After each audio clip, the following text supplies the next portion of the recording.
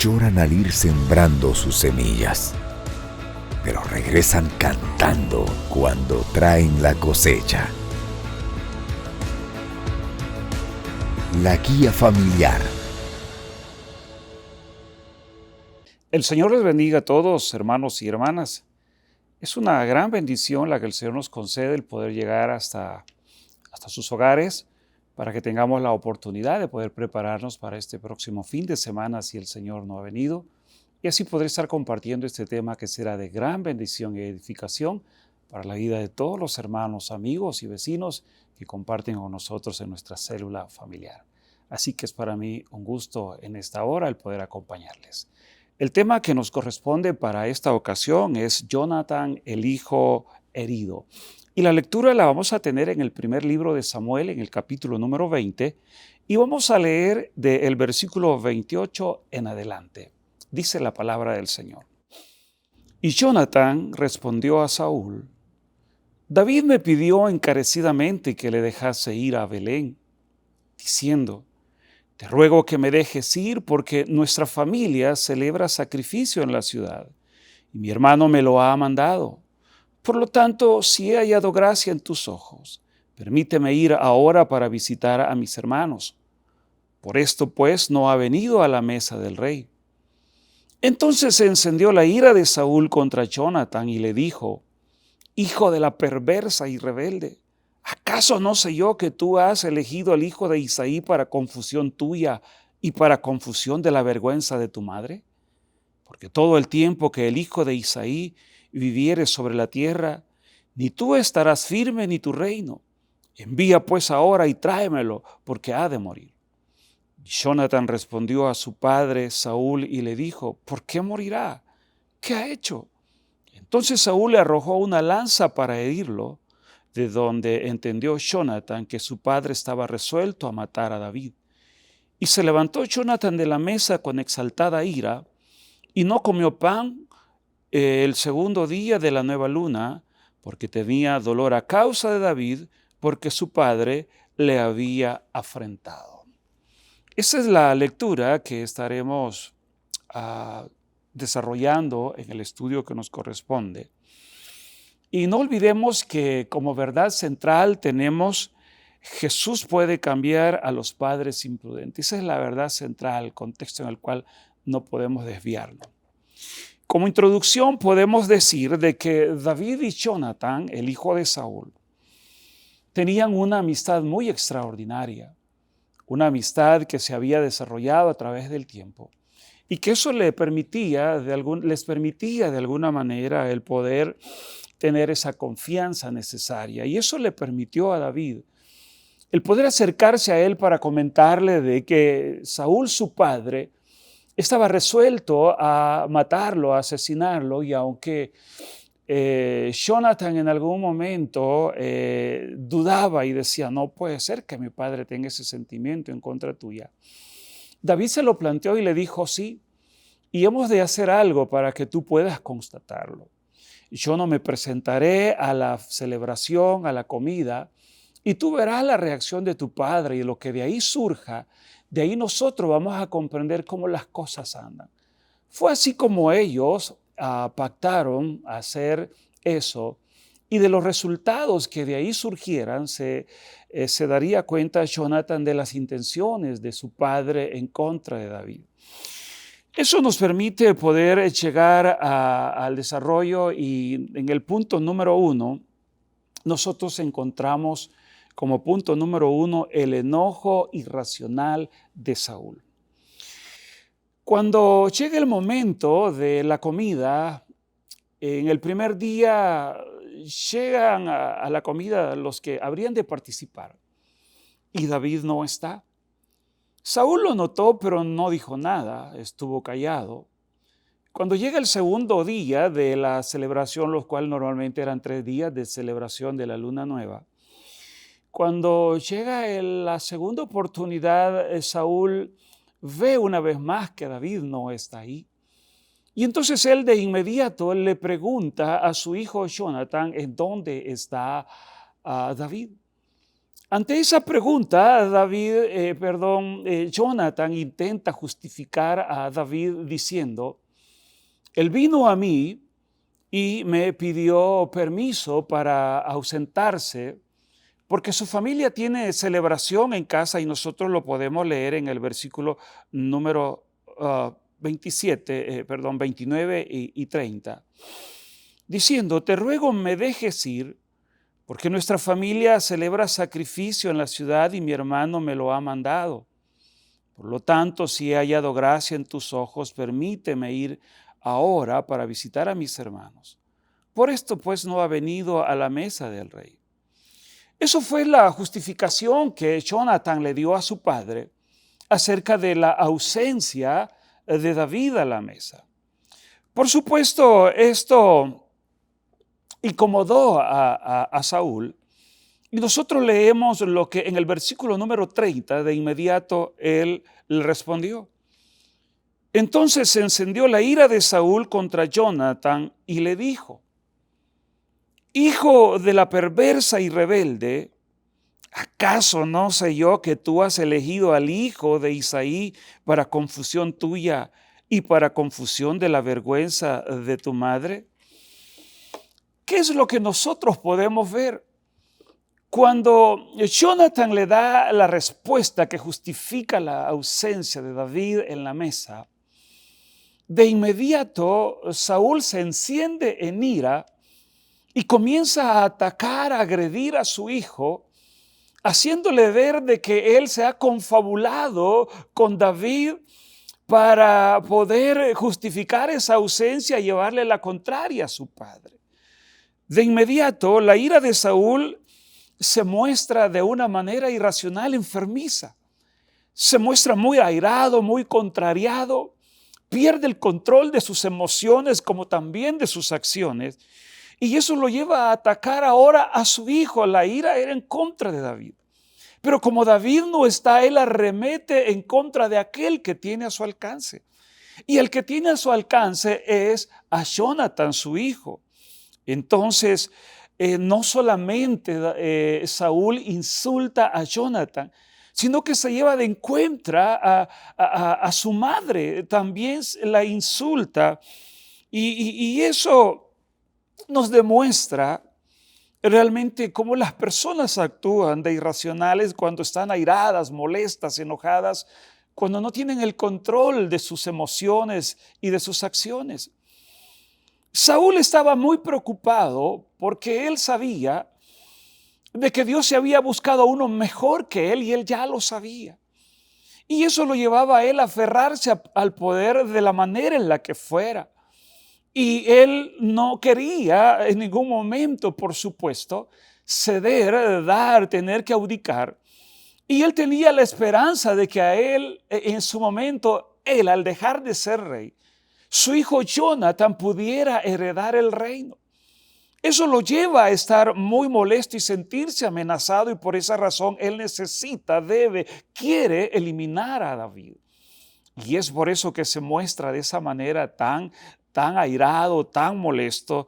Y hay algo que nosotros debemos entender. No hay nada que una persona, hermanos, le incomode más, sino el hecho de poder sentir que puede perder el control, el poder, la autoridad o los privilegios obtenidos. Y eso llevó precisamente a Saúl a convertirse en un obsesionado, en un irracional, en una persona que adoptó una actitud totalmente agresiva y que lastimó, por supuesto, a su hijo, que lo tenía de inmediato. El otro punto en el cual nosotros hemos de estar también compartiendo con nuestros hermanos nos habla acerca de la locura de un padre. El primer punto fue el enojo irracional de Saúl, perdió el control de sí mismo, pero ahora vamos a ver la locura en la cual este padre cae. Y sucede de que acá el estudio nos habla de que Saúl estaba viviendo su propia paranoia. Él estaba muy hundido en sus pensamientos y estaba asumiendo suposiciones como verdades. Él estaba y se sentía amenazado por David. Aun y cuando nosotros podemos ver a través de toda la historia de David y a través de toda la historia bíblica que David era un hombre temeroso de Dios, que él en su momento dijo: ¿cómo podré yo extender mi mano en contra del ungido de Jehová? Entonces lo que nosotros estamos viendo son dos situaciones. Por un lado podemos ver la grandeza del corazón de David y por otro lado podemos ver la paranoia en la cual el rey Saúl había caído. Eso lo hacía actuar de una manera terrible, de una manera en la cual él echa a perder todas las cosas. Pero esto suele pasar con muchas personas. Cuando las personas no son dueñas de sí mismas, cuando las personas se vuelven irracionales, cuando las personas pierden el dominio propio, el control de sus emociones, caen en abusos y hacen locuras y hacen cosas que lastiman a las demás personas. Saúl era uno de estos. Él tenía una forma cerrada de pensar y él se sentía amenazado y él creía que todos eran sus enemigos, que solamente él tenía la verdad y por eso agredía y lastimaba a todos los que tenía a su alrededor. Bajo estas condiciones de paranoia, de estado mental irracional, Saúl le pide algo a su hijo. ¿Y qué le pide? Y le dice: quiero y necesito que me lo hagas venir ya. Para leerlo literalmente, en el versículo número 32 dice la Escritura: envía pues ahora y tráemelo, porque ha de morir. Ve la petición que Saúl le hace a Jonathan. Le está diciendo: tú te estás confabulando en contra de él y no te das cuenta que él es amenaza para nosotros. A él le va a quedar el reino, tú no te podrás afirmar, perderás lo que por derecho te corresponde. Y ahora le dice: yo necesito que me lo hagas llegar. Ve y mándalo a traer porque necesito matarlo. Debe de morir. Vea qué interesante la petición que el rey le hace a su hijo. Wow, puede usted imaginarse el rostro de Jonathan. Está estupefacto, está congelado, está paralizado, está viendo a su padre mudado de rostro, transformado en una persona desconocida. Y le dice, Jonathan le responde a Saúl y le dice: ¿y por qué ha de morir? ¿Qué cosa ha hecho? Nosotros lo dijimos que entre David y Jonathan había una amistad muy genuina, una amistad muy interesante, una amistad como pocas veces se puede ver, una amistad que les permitía ser leales, que les permitía el poder cuidarse el uno al otro. Y por eso cuando escucha esa petición de parte de su padre donde le dice: mándalo a traer, no importa cómo sea, porque tiene que morirse, Jonathan le pregunta a su papá y le dice: ¿y por qué? ¿Por qué tiene que morir? ¿Qué cosa ha hecho? Eso, hermanos, ese planteamiento, esa interrogante, Jonathan la plantea en el sentido de que conoce el corazón de David, sabe quién es David. A quien no conoce es a su padre. Qué triste es muchas veces el poder darnos a conocer por las cosas malas que hacemos, por las cosas malas que decimos. Yo siempre he dicho, debemos de darnos a conocer por lo mejor de nosotros y no por lo peor. Pero a veces, increíblemente, somos capaces de poder hacer y decir cosas de las que hasta nosotros mismos nos erizamos, porque es increíble, el ser humano nunca llega a conocerse ni a sí mismo. Ahí está ahora Saúl transformado en un monstruo, respirando amenazas de muerte, pidiéndole a su hijo: hazlo venir, que debe de morir.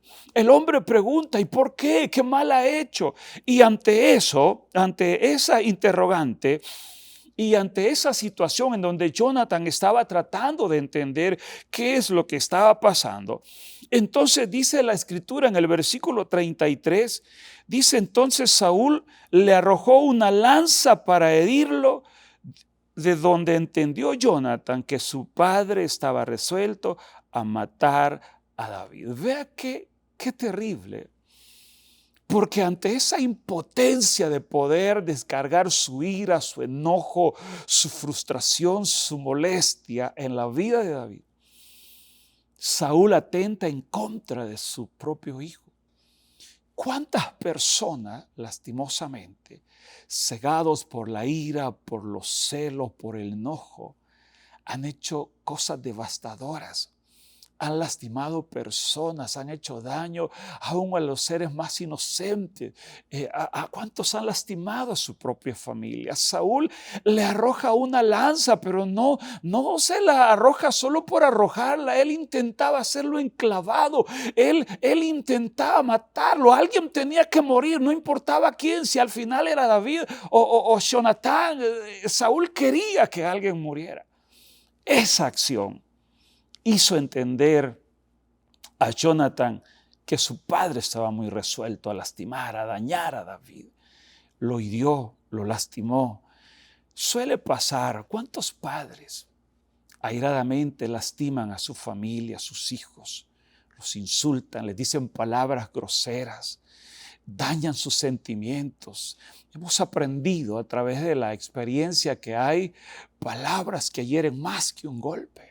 ¿Cuántos padres lastimosamente han denigrado, lastimado, hundido, maltratado a sus propios hijos, a su propio cónyuge?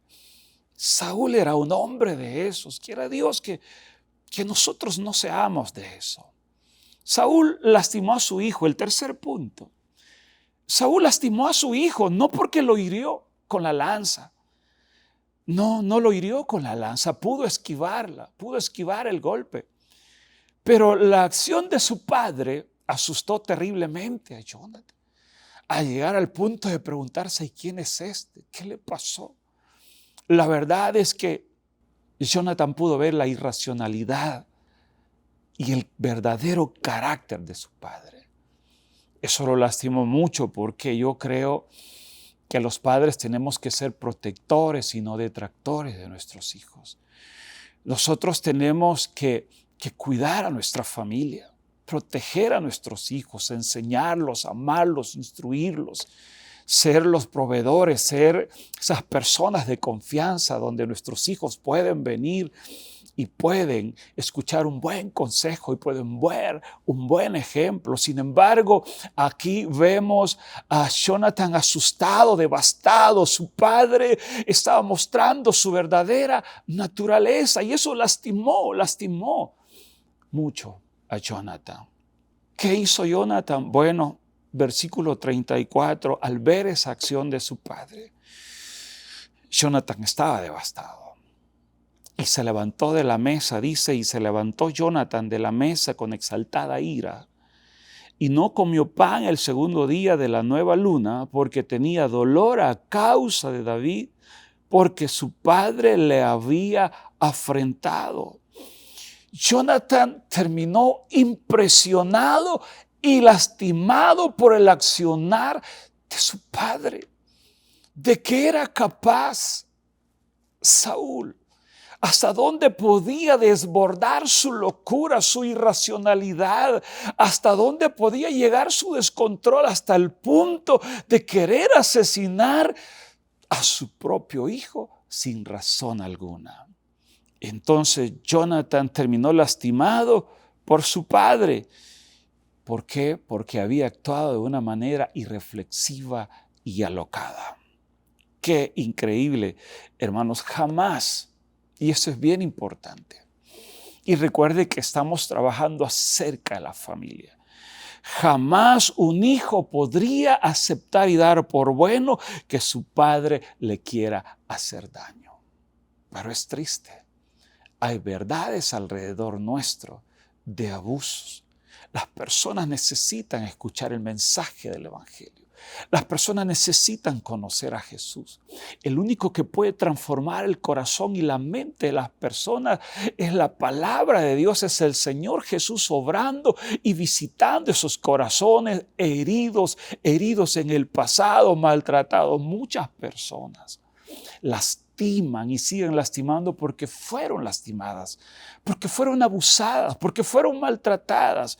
Y eso aprendieron y eso hacen y ese es el legado que están dejando en sus hijos. Pero la palabra del Señor es poderosa para cambiar y para transformar la vida de las personas. Jonás estaba devastado. Estaba afectado, estaba herido, no porque la lanza lo enclavara, sino porque su padre había enloquecido, porque su padre había perdido el control, porque estaba mostrando una naturaleza que al menos él no conocía y dudaba que él tuviera. Muchos padres hoy en día están destruyendo lo más lindo, lo más sagrado. Después de Dios, lo más importante es la familia. Y muchos están destruyendo sus familias con sus palabras, con sus acciones, descargando sus frustraciones, descargando las consecuencias de sus malas acciones, las están descargando en sus hijos. Pero eso tiene que cambiar. Y la única forma en la que puede cambiar es cuando el Señor llega al corazón de la vida del ser humano.